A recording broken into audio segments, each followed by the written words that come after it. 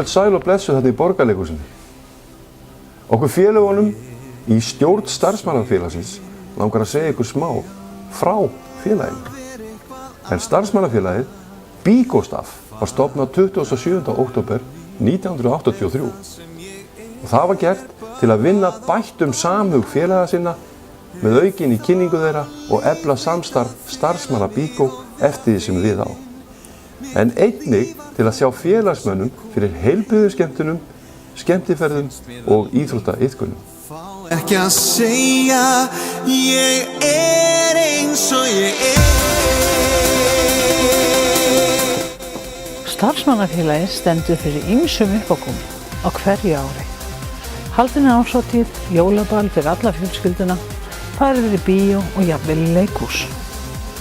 Þið sem eruð ekki í starfsmannafélaginu, endilega látið skrá ykkur, svo að þið missið ekki af öllu því skemmtilega sem framöndan er hjá okkur. Mér líkar mitt lag, jafnvel þótt öðrum þykir það storkun, en fyrir það þetta er lagið mitt á lífsins morgni, hvernig...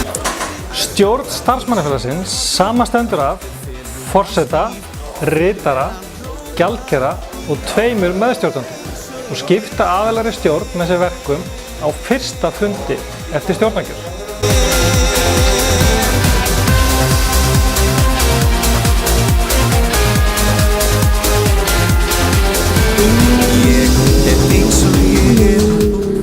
Í starfsmannafélagi Bíkó eru allir starfsmenn Bíkó sem vilja taka þátt og vera með í því góða starfi sem starfsmannafélagi býður upp á. Biðst ekki afsökunar á neinu, þetta er eitt líf, þetta er eina lífið sem við eigum, eitt líf og það verður ekkert líf í neinum, ljúft verður það líf. Aðalfundur starfsmannafélagsins er haldinn í apríl ár hvert, þar sem farið eru reikningar félagsins og kosið í stjórn.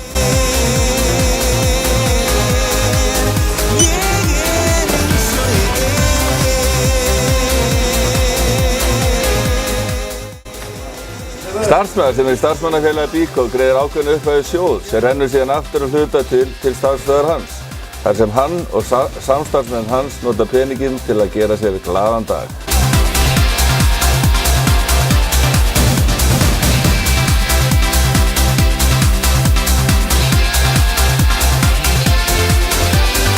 Ég er eins og ég hvernig á ég að vera eitthvað annað, hvað að vera